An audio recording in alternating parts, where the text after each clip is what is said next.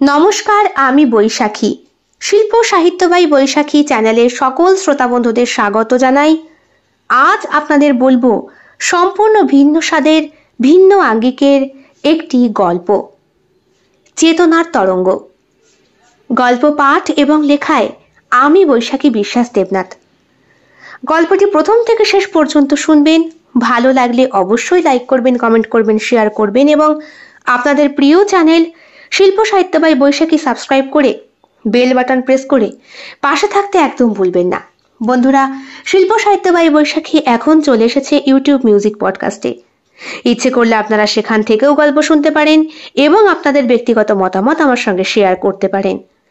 আজ আপনাদের বলবো সম্পূর্ণ ভিন্ন স্বাদের ভিন্ন আঙ্গিকের একটি গল্প, চেতনার তরঙ্গ। গল্প পাঠ এবং লেখায় আমি বৈশাখী বিশ্বাস দেবনাথ। যাদের ভালো লাগবে না তারা দয়া করে এড়িয়ে যাবেন। এই গল্পটি সম্পূর্ণরূপে কল্পনা প্রসূত, যদিও কিছু ক্ষেত্রে বাস্তব ঘটনার ছোঁয়া থাকতে পারে। এটি লেখকের কল্পনার সাথে মিশ্রিত একটি সৃষ্টিশীল উপস্থাপন। গল্পটি কোনো ব্যক্তি, ঘটনা বা প্রতিষ্ঠানের সাথে মিলে গেলে তা নিতান্তই কাকতালীয়। এই গল্প শুধুমাত্র বিনোদনের উদ্দেশ্যে তৈরি করা হয়েছে।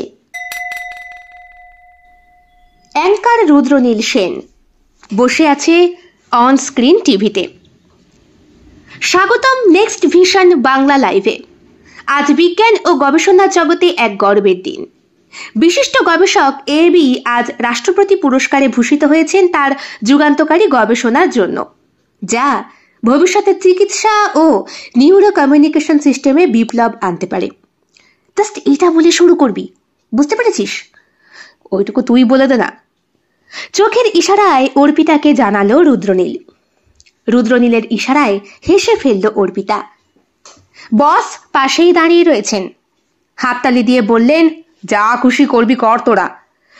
ম্যাডাম কিন্তু চলে এসেছেন, আর দেরি করিস না।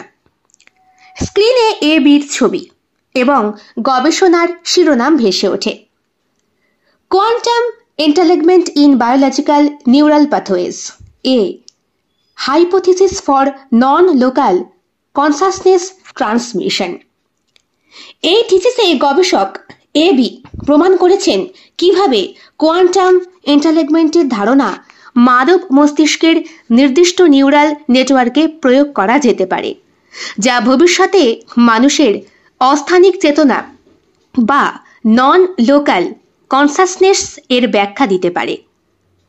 শুনে বিজ্ঞানের সিনেমার মতো লাগলেও এই গবেষণার নথি ইতিমধ্যেই আন্তর্জাতিক মহলে স্বীকৃতি পেয়েছে।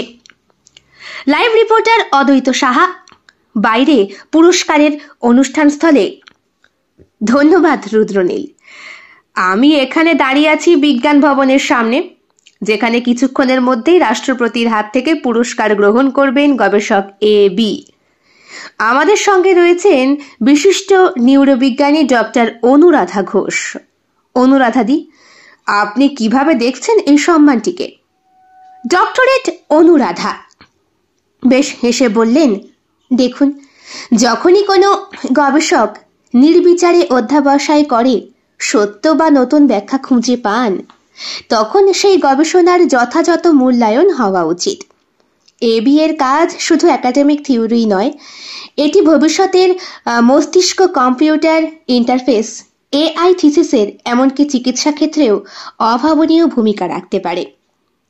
রিপোর্টার রুদ্রনীল বললেন, আপনি কি বলবেন? এই গবেষণার মাধ্যমে ভারত আন্তর্জাতিকভাবে বৈজ্ঞানিক মহলে কিছু প্রমাণ করল? ডক্টর অনুরাধা হেসে বলল, অবশ্যই। এই গবেষণা বোঝালো আমরা শুধু সফটওয়্যার বা স্পেসে নই, মস্তিষ্ক ও চেতনার স্তরেও গবেষণার আন্তর্জাতিক মানের কাজ করছি। এবং সবচেয়ে গুরুত্বপূর্ণ, এবি এই নামটি আজ শুধু একটি ব্যক্তির নয়, এটি হয়ে উঠেছে এক নতুন চিন্তার প্রতীক। সেই কারণেই আমার এই থিসিসে আমি আমার স্বামীর নামটাই ব্যবহার করছি। আমার স্বামী এই বিষয়ে আমাকে অনেক সাহায্য করেছেন, বলতে গেলে বেশিরভাগ থিসিসের কাজটা উনিই করেছেন। তাই আমার হাজবেন্ডকেও আমি আপনাদের মাধ্যমে থ্যাংক ইউ বলতে চাই। রিপোর্টার রুদ্রনীল ক্যামেরার দিকে ঝুঁকে বললেন, আপনারা শুনতেই পাচ্ছেন, শুধু গবেষণায় নয়, দৃষ্টিভঙ্গিতেও নতুন দিগন্ত খুলতে চলেছেন গবেষক এবি অর্থাৎ অনুরাধা ঘোষ।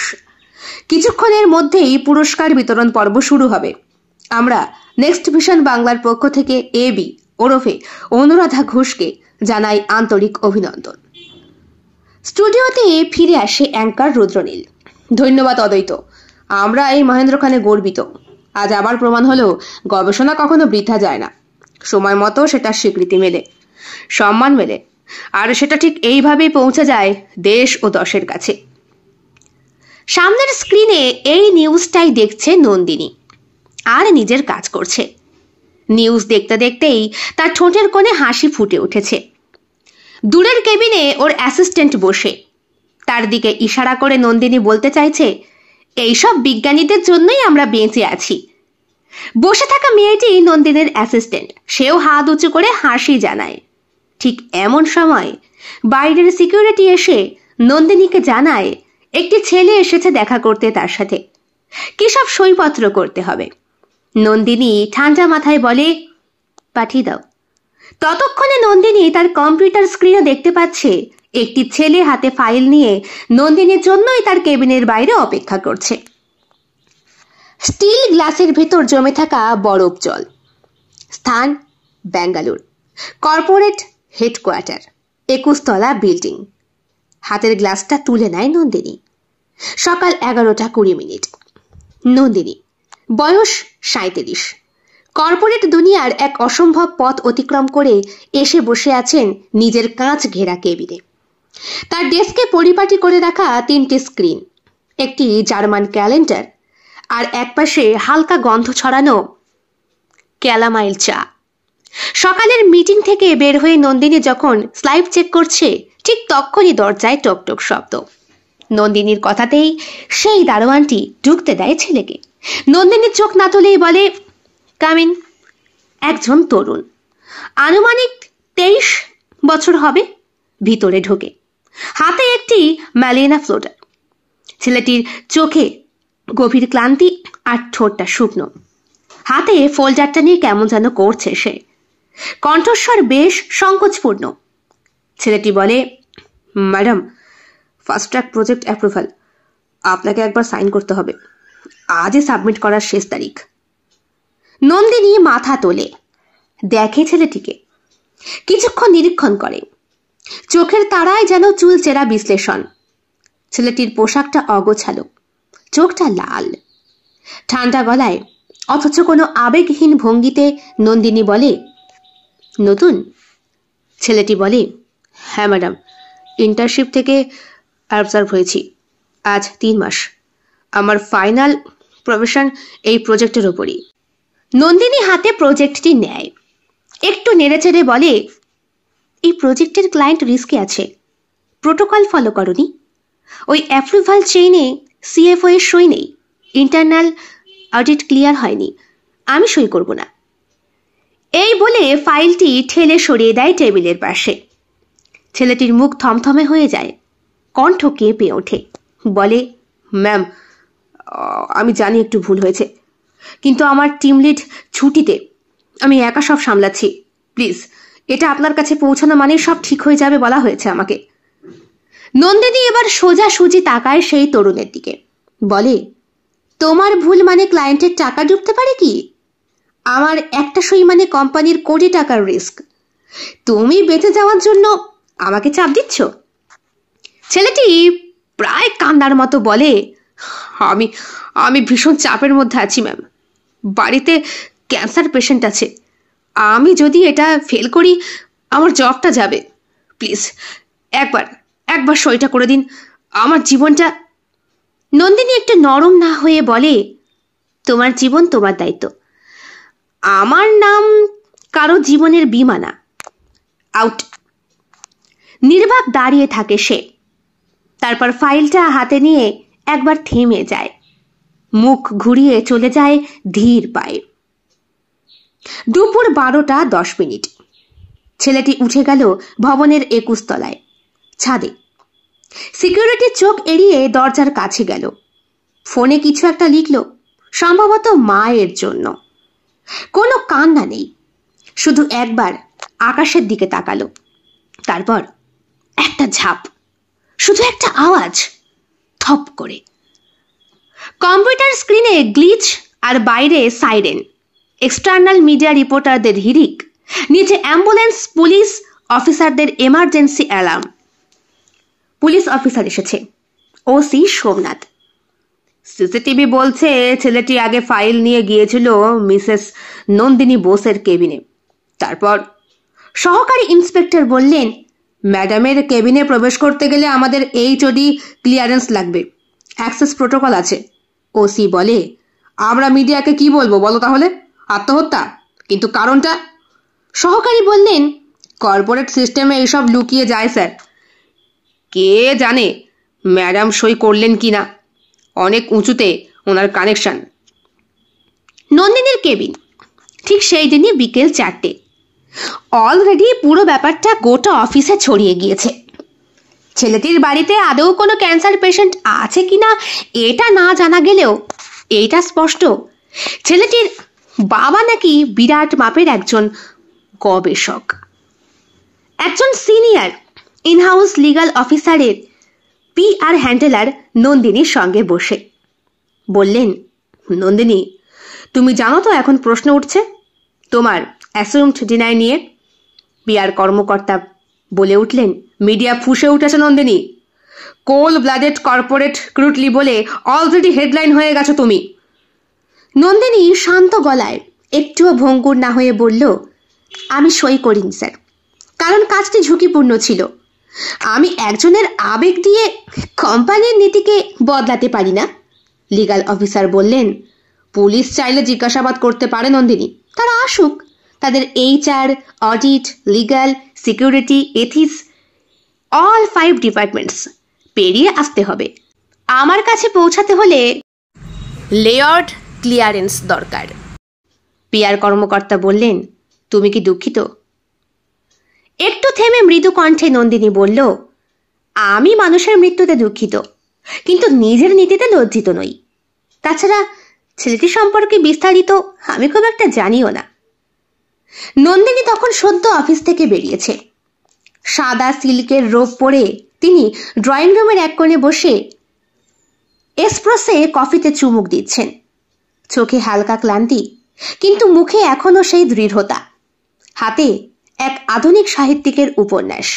হঠাৎই টিং টং বেল বেজে ওঠে। নন্দিনী বলল, রাধা, কে এলো দেখো তো। হাউসকিপার দরজা খুলতেই এক মুহূর্তে সমস্ত পরিবেশ বদলে যায়। বাইরে দাঁড়িয়ে আছেন প্রৌঢ় এক মানুষ, চোখের কোণে রাখা অশ্রু, মুখে এক গা ছমছমে বিষণ্ণতা। তার সঙ্গে একজন মহিলা রিপোর্টার আর দুজন সাদা পোশাক পরা পুলিশ অফিসার। অনিমেষ বসু দরজার সামনে দাঁড়িয়ে গর্জে উঠলেন, বললেন, আপনি আপনি নন্দিনী সেন না? এই আপনি আপনি খুন করেছেন আমার ছেলেকে? হ্যাঁ, আপনি খুন করেছেন। আপনাদের অফিসেও গিয়েছিল, একটা কনফার্মেশন সাইন চেয়ে গিয়েছিল, আর আপনি তাকে তুচ্ছ তাচ্ছিল্য করে বের করে দিলেন। নন্দিনী ঠান্ডা গলায় বলল, আমি আপনাকে বুঝতে পারছি না, আপনি কার কথা বলছেন? অনিমেষ প্রচন্ড রাগে বলল, আমার ছেলে অভিক বসু ইঞ্জিনিয়ারিং পাশ করে যখন একটা সম্মানজনক চাকরি পেয়েছিল, তখন আমরা ভেবেছিলাম জীবনটা একটু ওর স্থির হবে, আর আজ ছাদ থেকে ঝাঁপ দিয়ে মরেছে। কারণটা আপনি, আপনার মতো এক ঠান্ডা হৃদয়ের মহিলা, তার উপর ক্ষমতার অপব্যবহার করছেন। নন্দিনী জবাব দিতে গিয়ে নিজেকে সংবরণ করলেন। দেখুন মিস্টার, আমি কাউকে ব্যক্তিগতভাবে আঘাত করি না। ওর কাজে গুরুতর ভুল ছিল, এমনকি ওর কাগজেও। আমি শুধরে নিতে বলেছিলাম, কেবলমাত্র সেটাই। অনিমেষ বাবুর চোখে আগুন জ্বলে উঠল। তিনি বললেন, ভুল? আপনি জানেন ও কিরকম টেনশনে ছিল, চাকরি টিকবে কিনা, ওর স্বপ্ন ভেঙে যাচ্ছিল। আপনি জানেন এইসব? একটা সইয়ের জন্য আমার ছেলেকে এইভাবে মানসিকভাবে পিষে মারতে পারলেন আপনি? কেউ পারে? একটা সাইন। নন্দিনী ধীরে চোখে সরাসরি তাকিয়ে বললেন, আপনার ছেলের মৃত্যু অত্যন্ত দুঃখজনক মিস্টার। আমি সত্যিই দুঃখ প্রকাশ করছি, কিন্তু এর জন্য দয়া করে আমাকে দায়ী করবেন না। তদন্ত শেষ হোক, আদালত ঠিক করবে কে দায়ী। অনিমেষ বাবু মুঠো আঁটেন হাতের, দাঁত চেপে বললেন, আপনি মেয়ে মানুষ বলে আমি জানি আদালত কিভাবে চলে, কিন্তু মা বাবার চোখে সত্য লুকিয়ে রাখা যায় না। আপনি নিজে মা হলে বুঝতেন একটা ছেলের নিঃশব্দ কান্না কেমন বাজে বুকে। আপনি শুধু একজন বস নন, আপনি নিষ্ঠুর। আপনার সেই নিষ্ঠুরতার খেসারতও দিয়েছে। আমি আপনাকে ছাড়বো না। রিপোর্টার মাইক্রোফোন এগিয়ে নিয়ে এলো। ম্যাডাম, আপনাকে অফিসে হার্ট অ্যাসেসার বলা হয়। আপনি কি মানেন যে আপনার আচরণ অতিরিক্ত রুক্ষ হতে পারে? নন্দিনী ঠান্ডা এবং দৃঢ় গলায় বলল, আমি অফিস চালাই নিয়মে, সেখানে আবেগ চলে না। আর আপনাদের বলছি, যা বলার তা পুলিশ এবং লিগ্যাল টিমের সামনেই বলবো, মিডিয়া ট্রায়াল নয়। এটা ব্যক্তিগত আক্রোশের সুযোগে নেবেন না প্লিজ মিস্টার বসু। আপনি চাইলে অফিসিয়াল ইনভেস্টিগেশন হতেই পারে, আমি কোর্টেও সহযোগিতা করব, কিন্তু এখানে এসে দয়া করে নাটক করবেন না। পুলিশ অফিসার সঙ্গেই ছিলেন। বললেন, ম্যাডাম, আপনাকে অনুরোধ করব একটু থানায় চলার জন্য। কিছু স্ট্যান্ডার্ড কোশ্চেনিং আছে, তদন্ত এখনো প্রাথমিক পর্যায়ে। নন্দিনী চোখ সরু করে বলে, আপনাদের সুপিরিয়র অফিসারকে পাঠান, আমি সরাসরি থানায় যাব না, আমার কোম্পানির লিগ্যাল টিম কথা বলবে। অনিমেষ চিৎকার করে বললেন, একটা মানুষের জীবন, একটা ছেলের ভবিষ্যৎ, এতটা ঠুনকো ম্যাডাম নন্দিনী? আপনি জানেন না এই মৃত্যু শুধু আমার ছেলের নয়, মানবতার মৃত্যু। এই বলে অনিমেষ বসু পিছন ফিরে চলে গেলেন। পুলিশ অফিসারের অনুমতি নিয়েই বেরিয়ে গেলেন তারা। মিডিয়া সামনে দাঁড়িয়ে সুইসাইড মেকার এক্সিকিউটিভ বলে হেডলাইন তৈরি করলো। নন্দিনী দাঁড়িয়ে থাকলেন, স্থির মুখ, কিন্তু বুকের ভেতরে কোথাও যেন চোরা একটা কাঁপুনি। অপূর্বর সেই পুরনো অধ্যায়ের প্রতিধ্বনি এসে দাঁড়িয়েছে তার বর্তমানের দরজায়। রাত্রেবেলা নন্দিনী সেনের আলিশান ডুপ্লেক্স অ্যাপার্টমেন্ট। এই ডুপ্লেক্স অ্যাপার্টমেন্টে সে একাই থাকে, গল্ফ গ্রিনের অভিজাত গেটেড কমপ্লেক্সে। দুতলা জুড়ে ছড়িয়ে থাকা গ্লাস প্যানেল দেওয়াল, স্মার্ট লাইটিং সিস্টেম, কাঠের ফিনিশিং, মিনিমালিস্ট আধুনিক আসবাব। লিভিং রুমে ইতালিয়ান মার্বেল, দেওয়ালে অবস্ট্রাক্ট আর্টের প্রিন্ট। এক কোণে বাঙালি ধাঁচের একটা লো লেভেল খাটিয়া, আর ধূপ গন্ধে মৌ মৌ করছে ঘর। একেবারে ঘরের ওপরের তলায় প্রাইভেট কেবিনে বসে নন্দিনী, হাতে ল্যাপটপ, পায়ে স্লিপার, চোখে চশমা, পরনে হালকা স্যাটিন নাইটি। কেয়ারটেকার বিমল হাত জোর করে বলে, ম্যাডাম, আপনি ঠিক আছেন তো? ওই লোকটা, মানে ওই ছেলেটার বাবা, যা যা বলে গেল, এত মিডিয়া, পুলিশ, এবার কি হবে ম্যাডাম? নন্দিনী ঠান্ডা গলায় চোখ না তুলেই বলল, যা হওয়ার তা তো হচ্ছেই বিমলদা, কিন্তু ওরা জানে না আমার হাতও ঠিক কত দূর পৌঁছায়। ওদের মনে হচ্ছে একটা নাম না জানা অফিসারকে চেপে ধরলে সবকিছু দুলে যাবে। সেটা ভুল ভাবনা। কাল সকাল হতেই সব আগের মতোই চলবে, তুমি নিশ্চিন্ত মনে কাজ করো।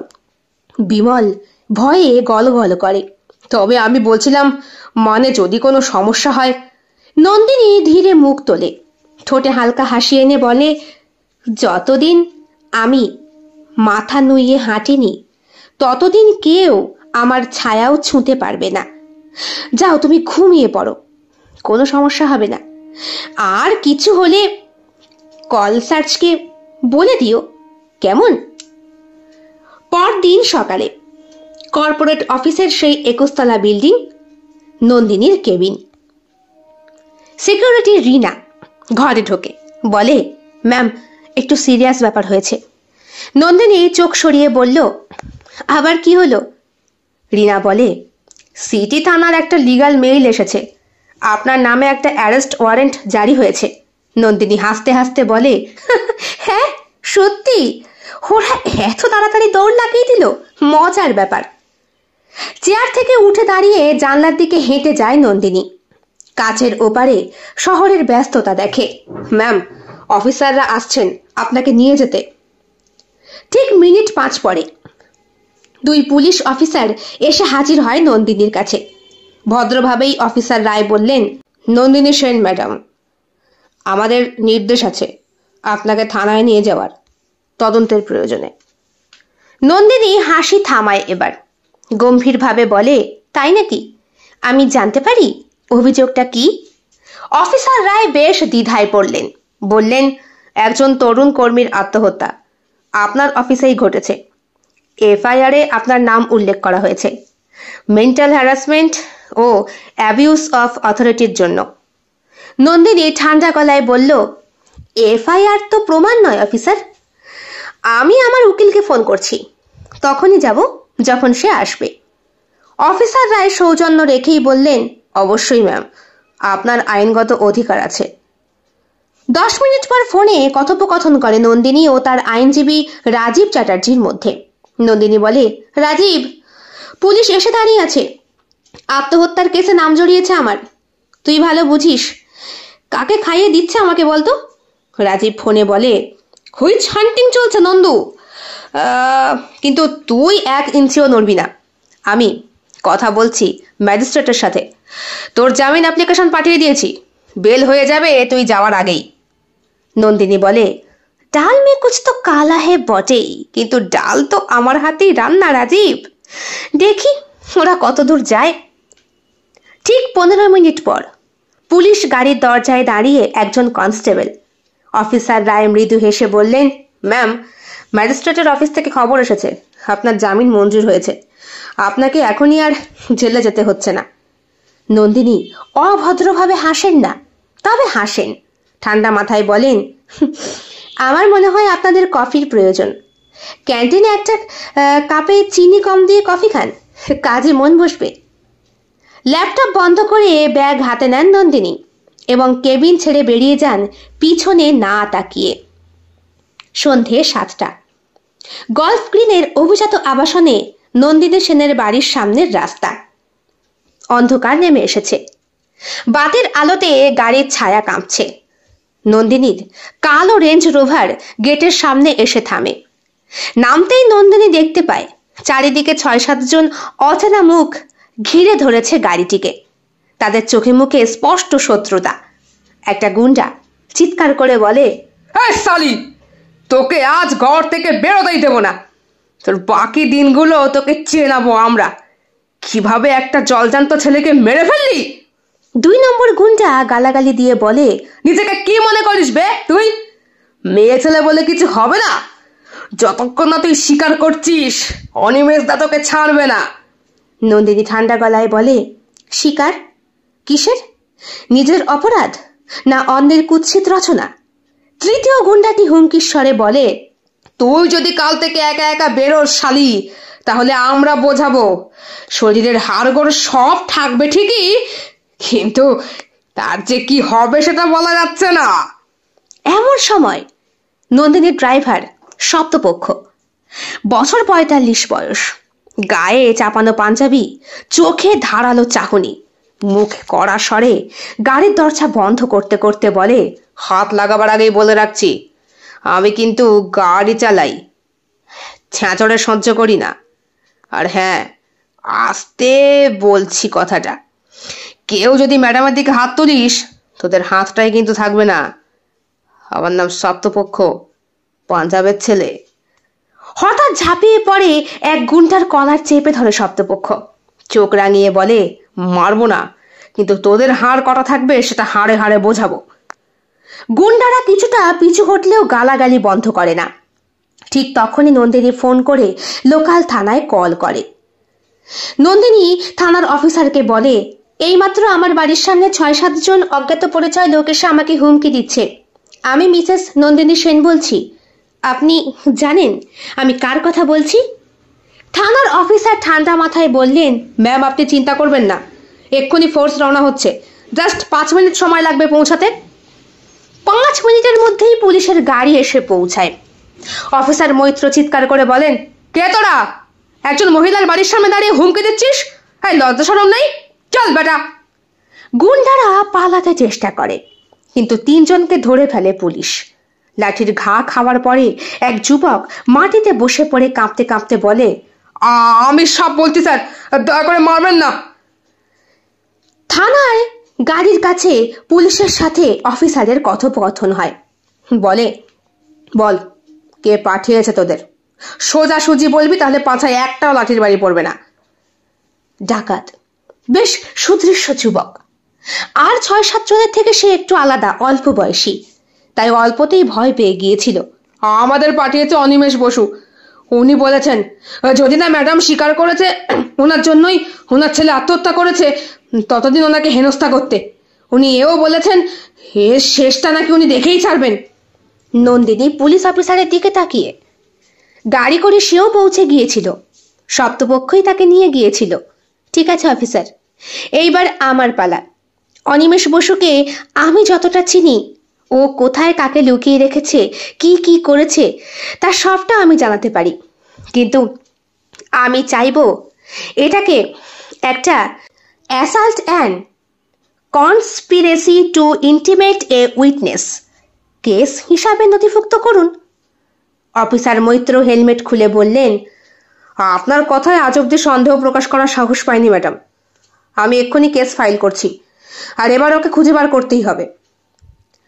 অনিমেষ বসু ওরফে এ বি, দেশের বিখ্যাত neuro scientist, biochemical signalling and cognitive control নামক এক অজানা এবং অত্যন্ত জটিল থিসিসের জন্য রাষ্ট্রপতির হাত থেকে পুরস্কার পেয়েছেন, ন্যাশনাল সায়েন্টিফিক ইনোভেশন অ্যাওয়ার্ড। তিনি বলেছিলেন, মানব মস্তিষ্কের ক্ষুদ্রতম সংকেত কিভাবে মানুষের সিদ্ধান্তে প্রভাব ফেলে তা আমি ধরতে পেরেছি। ভবিষ্যতের জন্য এই কাজ নির্ধারণমূলক। অগণিত শিক্ষার্থী, সায়েন্স জার্নাল, আন্তর্জাতিক সংস্থা তার নাম মুখস্থ করে রেখেছে। সকাল 10:45 অনিমেষ বসুর বাড়ির সামনে থানার বাহিনী উপস্থিত। অফিসার মৈত্র গেটের সামনেই দাঁড়িয়ে, আমরা সাউথ ক্যালকাটা থানার পক্ষ থেকে এসেছি। অনিমেষ বসুর নামে এক ব্যক্তিকে হেনস্থা, যৌন হুমকি এবং ষড়যন্ত্রমূলক হিংসাত্মক কাজে যুক্ত থাকার জন্য সেই অভিযোগে গ্রেপ্তার করতে এসেছি। অনিমেষ দরজার সামনে চশমা খুলে রেখে বললেন, আপনারা কি জানেন আমি কে? এই দেশের রাষ্ট্রপতি আমাকে সম্মান জানিয়েছেন। অফিসার মৈত্র ঠান্ডা গলায় বললেন, আপনি কে সেটা এখন বিচার্য নয়। কেস নম্বর 76/205 এর অভিযোগকারী একজন নারী। তার নিরাপত্তা ও মর্যাদা এই রাষ্ট্রের চেয়েও গুরুত্বপূর্ণ। ওয়ারেন্ট এবং প্রাথমিক তথ্যাদি দেখানো হয়। অনিমেষ মুখটা কঠিন করে বলে, সবটা ষড়যন্ত্র। আমি ওই মেয়েটাকে বলেছিলাম সত্যটা বলতে। আমার ছেলে রজতের আত্মহত্যার জন্য ও দায়ী। Sorry sir. রজত অভিকের, ওটা ওর ডাক নাম। অফিসার বললেন, তা আপনি আদালতে বলবেন। এখন অনুগ্রহ করে চলুন আমাদের সঙ্গে। দুপুরবেলা মিডিয়া ব্রেকিং নিউজ, বিজ্ঞানী অনিমেষ বসু গ্রেপ্তার। একসময় রাষ্ট্রপতির মুখে উচ্চারিত নাম আজ গণধিকৃত। অনিমেষ বসু, যে কিনা মানুষের চিন্তাধারার উপরে গবেষণা করে ভবিষ্যৎ প্রজন্মকে পথ দেখানোর কথা বলেছিলেন, তিনি আজ এক মহিলাকে যৌন হেনস্থার অভিযোগে তাকে গ্রেপ্তার করা হয়েছে। নিউজ চ্যানেল 2 ভিডিও ফুটেজ সহ এই মাত্র পাওয়া ছবি, দক্ষিণ কলকাতার বিশিষ্ট বিজ্ঞানী অনিমেষ বসুকে পুলিশ গাড়িতে তোলা হচ্ছে। অভিযোগ, নিজের প্রাক্তন সহকর্মী এবং পুরস্কারপ্রাপ্ত লেখিকা নন্দিনীকে একাধিকবার হেনস্থা এবং ধর্ষণের চেষ্টায় অভিযোগ। হাসতে হাসতে ঘরে বসে পড়ে নন্দিনী। বিমলদাকে ডেকে বলে, দেখেছো বিমলদা, মিডিয়ার কারবার আমার নামে কি সব বলছে। আমি নাকি ওনার প্রাক্তন সহকর্মী, আবার পুরস্কারপ্রাপ্ত লেখিকা, ভাবো। সন্ধেবেলা সাংবাদিকদের সামনে মুখ খোলে নন্দিনী। সাংবাদিকরা এবং তাদের রিপোর্টাররা অনেক রকম ভাবে তাকে প্রশ্ন করে। ম্যাডাম, অনিমেষ বসু দাবি করেছে আপনি তার বিরুদ্ধে মিথ্যে অভিযোগ এনেছেন। আপনার প্রতিক্রিয়া কি? নন্দিনী সোজা হয়ে দাঁড়িয়ে বলে, যে মানুষটি বলেছিল আমি মানুষের মস্তিষ্ক নিয়ন্ত্রণ করতে পারি, সে নিজেই নিজের লালসাকে নিয়ন্ত্রণ করতে পারেনি। অনিমেষ বসু শুধু আমাকে হেনস্থা করেনি, তিনি আমাকে মানসিকভাবে ধ্বংস করতে চেয়েছেন। রিপোর্টার বললেন, আপনি স্পষ্ট করে বলবেন কি আপনার অভিযোগটি ঠিক কি? নন্দিনী একটু থেমে ক্যামেরার দিকে তাকিয়ে বলে, হ্যাঁ আমি বলছি, তিনি আমাকে রেপ করতে গিয়েছিলেন। আমার শরীর, আমার সম্মান সবকিছু জোর করে ভাঙতে চেয়েছিলেন। আমি পালিয়ে এসেছিলাম। আমার ড্রাইভার আমার সঙ্গে আছে, শব্দপক্ষ। তারপর ওনার ছেলে অভিক অর্থাৎ রজতের মৃত্যু। সেটা অনিমেষে চাপিয়ে দিতে চেয়েছিল আমার ওপর। নিঃশব্দের মুহূর্ত। ক্যামেরা ক্লোজ আপে নন্দিনীর চোখ। নন্দিনী স্পষ্টভাবে বলে, যদি এই সমাজ একজন নারীকে মিথ্যে বলার আগে একবার ভাবত, তাহলে অনেক অনিমেষ আজ জেলে থাকতো। আমি এক পাও পেছবো না। মিডিয়ার প্রতিক্রিয়া হয়, শোক, ক্ষোভ এবং আলোচনার ঢেউ ওঠে।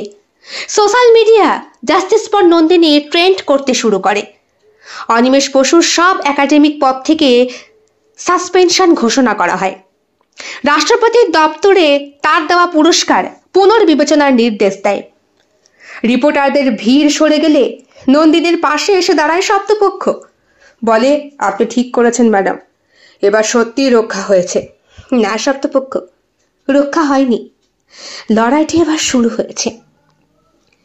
Quantum entanglement in biological neural pathways, a hypothesis for non local consciousness transmission. Quantum entanglement in biological neural pathway, এটা জৈবিক স্নায়ুপথে কোয়ান্টাম এন্টালেগমেন্ট অস্থানীয় চেতনা সংক্রমণের একটি অনুমান। জেলের ছোট্ট ঘরের দেওয়াল জুড়ে অদ্ভুত সব বাক্য লেখা। সে চেয়েছিল আমায় ধ্বংস করতে। আমি থিসিস চুরি করিনি, আমি শুধু নিজের স্বপ্ন পূরণ করতে চেয়েছি। চুপ করো, তোমরা চুপ করো, আমি কিছু শুনতে চাই না। অনিমেষ বসু, একদিন যিনি নামজাদা গবেষক হিসাবে রাষ্ট্রপতি পুরস্কার প্রাপ্ত ছিলেন, আজ এক কোনায় বসে বিড়বিড় করছেন। চুল এলোমেলো, চোখ লাল রক্তবর্ণ, মুখে হঠাৎ হঠাৎ এক অস্বাভাবিক হাসি খেলে যাচ্ছে। দেয়ালে একটি লাইন ক্রমাগত করে লিখে চলেছেন বারবার, তুমি নিজেই তো বলেছিলে থিসিসটা কেউ পড়বে না। সেই মুহূর্তে একজন অফিসার এসে দাঁড়ালেন কাঁচ ঘেরা দরজার বাইরে। বললেন, স্যার, আপনার সঙ্গে কেউ দেখা করতে এসেছে, আপনাকে একটু ওয়েটিং রুমে নিয়ে যেতে এসেছি। অনিমেষ থমকে গেল, মাথা ঘুরিয়ে জিজ্ঞাসা করল বিস্মিত কণ্ঠে, আমার সাথে কেউ? ঘেসে, নন্দিনী সেন স্যার, উনি আপনার সঙ্গে 5 মিনিট কথা বলতে চান।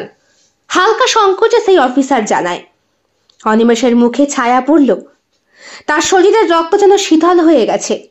তিনি কিছু না বলেই চুপচাপ উঠে দাঁড়ালেন। ওয়েটিং রুমে মুখোমুখি নন্দিনী এবং অনিমেষ। সামনের টেবিলের ওপরে রাখা একটা কালো ডায়েরি, হাতে চামড়ার ব্যাগ, মুখে অদ্ভুত স্থিরতা, চোখে লেগে আছে গভীর নির্লিপ্ততা। নন্দিনী সেন চেয়ারে বসে আছে। অনিমেষ ঢোকার পরেও তিনি কোনো দৃষ্টি দেন না, ডায়েরির পাতার দিকেই তাকিয়ে থাকেন। এক অফিসার দুইজনকে একা রেখে বললেন, আপনারা কথা বলুন, আমি বাইরে অপেক্ষা করছি। নির্দিষ্ট সময়ের পরে ম্যাডাম আপনাকে নিয়ে যাব এখান থেকে, তারপরে ওনাকে জেলে। নন্দিনী চোখ না তুলেই বলে, এটা সেই ডায়েরি যেখানে তুমি আমার স্বামীর থিসিস থেকে সব শব্দ চুরি করে তোমার গবেষণার বুনিয়াদ করেছ, মনে পড়ে? চোখে বিদ্বেষ, এদিকে গলা কাঁপছে। অনিমেষ বললেন, তুমি এখানে কি করছো? আমাকে ভাঙতে এসেছো? তুমি তো নিজেই ভেঙে গেছো অনিমেষ, আমি শুধু বাস্তবটাকে একটু আয়নার মতো করে দেখাচ্ছি। তুমি জানো না আমি কিসে ভুগছি? আমার স্ত্রী আমাকে ডিভোর্স দেবে, আমার ইউনিভার্সিটির সব রিসার্চ বন্ধ করে দেবে। সবাই বলেছে আমি নকল করেছি, মিডিয়া, ছাত্র, সহকর্মী সবাই। তবু তুমি বলবে তুমি নির্দোষ? অনিমেষ চিৎকার করে বলে, আমি শুধু একটা সুযোগ চেয়েছিলাম। হ্যাঁ, আমি তোমার স্বামীর থিসিস পড়েছিলাম, কিন্তু আমি চুরি করিনি। আমি শুধু বলেছিলাম ওটার ভেতরে আমার নামটা যোগ করতে, নিজের মতো উন্নতি করতে। তুমি বলেছিলে ওটা কোনোদিন প্রকাশ করতে পারবে না তোমার স্বামী, তাই তুমি আমার প্রতি যে আচরণ করেছো, আমার স্বামী ঘরে না থাকার সুযোগে আমাকে রেপ করেছো, শারীরিক হেনস্থা করেছো, আমার ক্যারিয়ারটা শেষ করতে চেয়েছো। এখন বলো, তুমি কেন আমাকে দোষ দেবে তোমার পতনের জন্য? আমি জানি না, আমি শুধু সফল হতে চেয়েছিলাম। তুমি সফল হয়েছো, অনেক সম্মান পেয়েছো, কিন্তু আজকের দিনে দামও তো চুকাতে হয়। এই ডায়েরিতে সব আছে, তারিখ সহ ইমেল, পয়েন্ট, হুমকি, আমার মেডিকেল রিপোর্ট। তুমি শুধু থিসিস চুরি করনি অনিমেষ, তুমি একজনের মনেরও ধর্ষক। অনিমেষ দেয়ালের দিকে তাকিয়ে, ফিসফিস করে বলে, আমি চেয়েছিলাম আমার নাম হোক আলোয়, সব অন্ধকার সব শেষ হয়ে যাক। ও আমার স্টুডেন্ট হয়ে এত ভালো কি করে করে? তুমি তো আমার সব শেষ করে দিতে চেয়েছো অনিমেষ। এবার আমি তোমার সত্যিটা সবাইকে দেখিয়ে ছাড়ব। তোমার সম্মান নিয়ে নয়, তোমার মুখোশ নিয়ে। দেখা হবে কোর্টে। ডায়েরির একটি পৃষ্ঠা ছিঁড়ে টেবিলে রেখে চলে গেল নন্দিনী।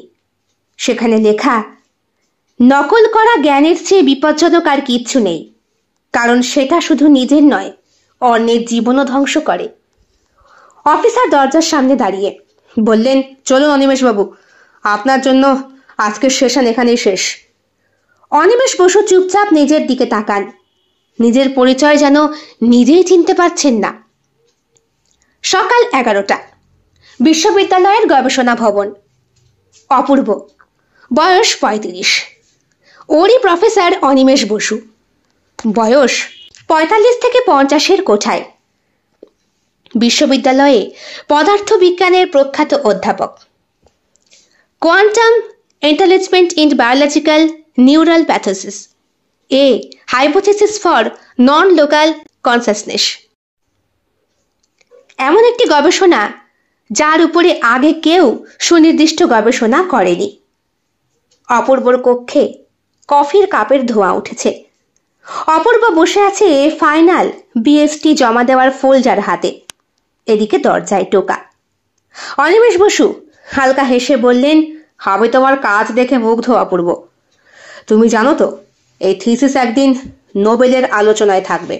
কিন্তু কিন্তু কি স্যার? আমি চাই তোমার গবেষণার মূল হাইপোথিসিস আমার সঙ্গে কো অথরিটি হিসাবে প্রকাশিত হোক, আর থিসিসের মূল ধারণাও পেটেন্ট করার আগে আমার নাম থাকবে। এরপরে তুমি জমা দিতে পারো। অপূর্ব ধীরে ধীরে উঠে দাঁড়ায়, চোখে ধোঁয়ার মতো বিস্ময়। স্যার, এটা আমার 5 বছরের পরিশ্রম। আপনি তো জানেন আমি এই পথ একাই পাড়ি দিয়েছি। অনিমেষ বসু কঠিন কণ্ঠে বলল, জানি, কিন্তু এই বিশ্ব একা অর্জনের জন্য নয় অপূর্ব। এটা নেটওয়ার্ক আর নম্র শক্তির খেলা। তুমি বুঝলে না এখনো? অপূর্ব নিঃশব্দে বসে পড়ে।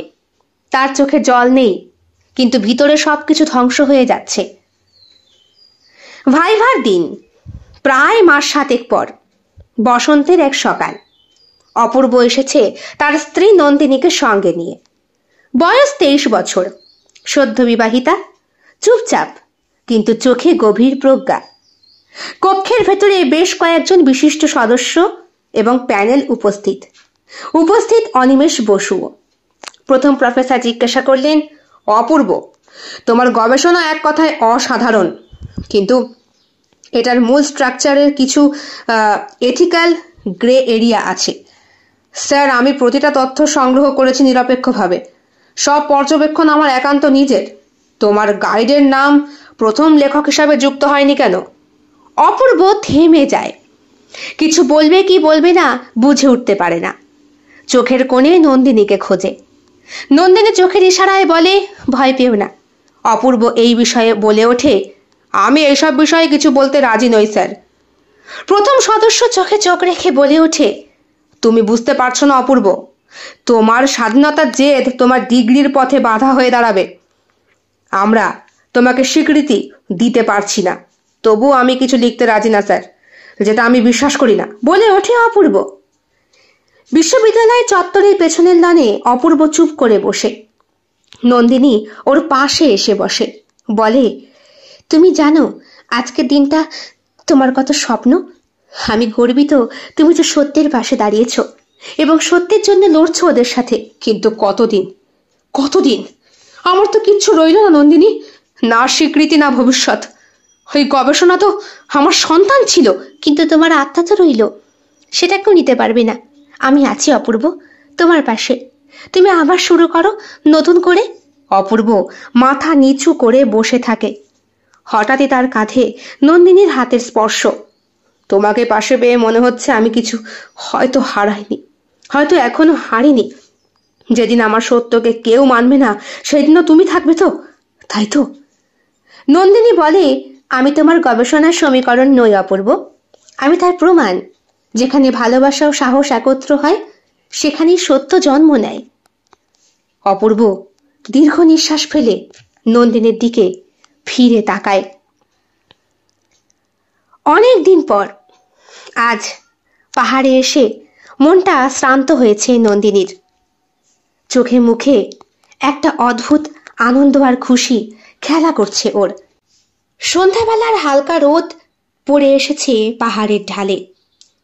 পাইন গাছের ফাঁকে ফাঁকে সোনালি আলো ঠিকরে পড়ছে, যেন প্রাচীন কোনো দেবীর নরম ফাঁপা চরণ রেখা ছুঁয়ে যাচ্ছে প্রকৃতিকে।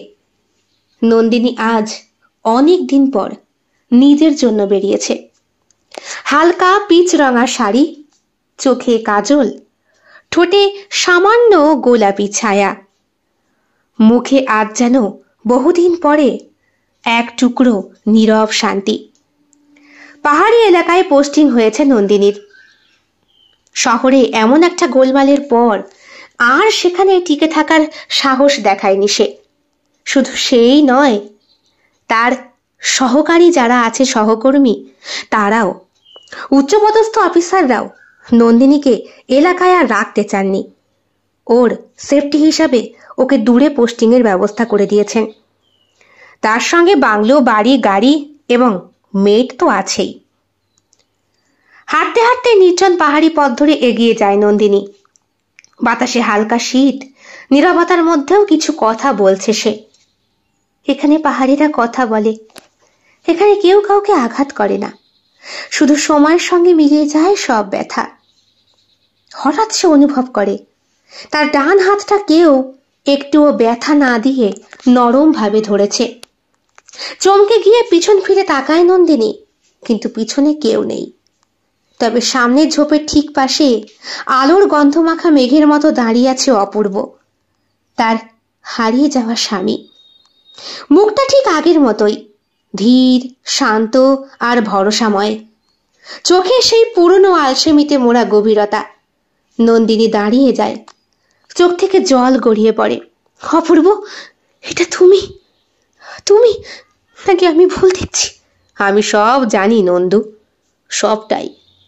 অপূর্ব হাসে না, শুধু মাথা হেলে জানায়। নন্দিনী ফুঁপিয়ে কেঁদে ওঠে, বলে, তুমি তো চলে গেলে একটা অভিমান রেখে। আমি তোমায় বাঁচাতে পারিনি অপূর্ব, আমি শুধু ওর মুখোশটা খুলতে পেরেছি। ঠিক সেই মুহূর্তে নন্দিনীর ফোনটা বেজে ওঠে। পর্দায় ভেসে ওঠে ওর কেয়ারটেকার ক্যাটরিনার নামটা। ক্যাটরিনা ফোন রিসিভ করেই বলে, নন্দিনী। হ্যাঁ ক্যাটি, বল। উপাস থেকে স্তব্ধ গলায়, ম্যাডাম, খবর শোনার প্রথমেই ফোন করলাম। অনিমেষ বসু বিষ খেয়ে আত্মহত্যা করেছে জেলখানায় আজ ভোরে, চুপি চুপি। মৃত্যুর আগে কিছু একটা লিখে গেছে। কি লিখেছে সে আমার ছিল না, কিন্তু আমি ওকে নিজের করতে চেয়েছিলাম। আমার অহংকার আমার পতন ডেকে এনেছে। আমি শুধু চাই যে ও যেন এবার শান্তিতে থাকতে পারে। নন্দিনীর হাত থেকে ফোনটা পড়ে যায় ঘাসের ওপর। ঠোঁটটা কাঁপে। সে অপূর্বর দিকে এগিয়ে গিয়ে মাথা রাখে তার কাঁধে।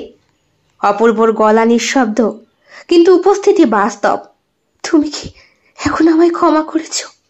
আমি কি পারলাম তোমার অপমানের প্রতিশোধ নিতে? অপূর্বর কণ্ঠে হালকা বাতাসের মতো সুর। তুমি তো কিছু ভাঙনি নন্দু, তুমি শুধু সত্যটা তুলে ধরেছ, প্রতিশোধ নয়। তুমি আমাকে মর্যাদা ফিরিয়ে দিয়েছ। এখন তোমারও শান্তি দরকার, আমার নয়। নন্দিনী চোখ বুঝে বলে, তুমি আর একা নও। আমি তো প্রতিদিন তোমার পাশেই হাঁটতাম। আজ যখন ফিরেছ, আজ আমিও থামতে চাই। পাহাড়ের ঢালে আলোর রং বদলায়। একদিকে অস্তরাগ, আরেকদিকে শান্ত নীল। অপূর্বর অবয়ব আস্তে আস্তে হাওয়ায় মিশে যায়। নন্দিনী বসে পড়ে ঘাসের উপর, তার মুখে শান্তি, মাথা দেয়ালে ঠেকে। শেষ বাক্যটা যেন অদৃশ্যভাবে ফুটে ওঠে। সত্য কোনোদিন মরে না, সে ফিরে আসে নীরবে, ঠিক যেমন তুমি ফিরে এলে অপূর্ব।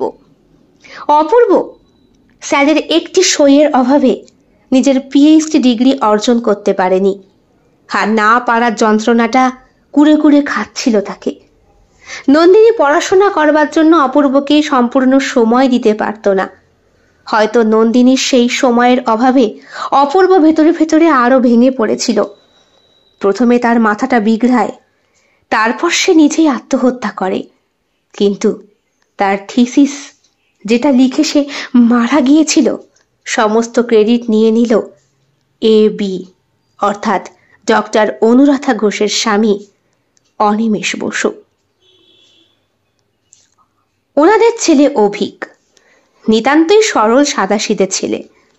অনুরাধা ম্যাডামের সন্তান জন্ম দেওয়ার ক্ষমতা না থাকার জন্য ওনার বাড়ির কাজের লোকের মাধ্যমে সন্তানের জন্ম দিয়েছিলেন অনিমেষ বসু। কিন্তু সেই স্ত্রীকে দেখাশোনা করতেন না। মাকে দেখাশোনা না করার কারণেই বাবার সাথে যাবতীয় অশান্তি বাধ্য অভিক ওরফে রজতের।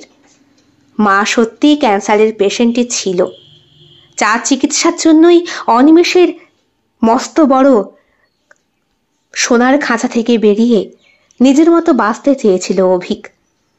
যদিও নন্দিনী সবটা জানত না। এতটা করুণ অবস্থা জানলে হয়তো সেই দিন নন্দিনী একটা সই করে দিত। সেই স্বাক্ষর, যেই স্বাক্ষর কেড়ে নিয়েছিল অপূর্বর প্রাণ, ঠিক তেমন ভাবে নন্দিনীর না করা সইটাও কেড়ে নিল অনিমেষ বসুর শেষ বংশকে।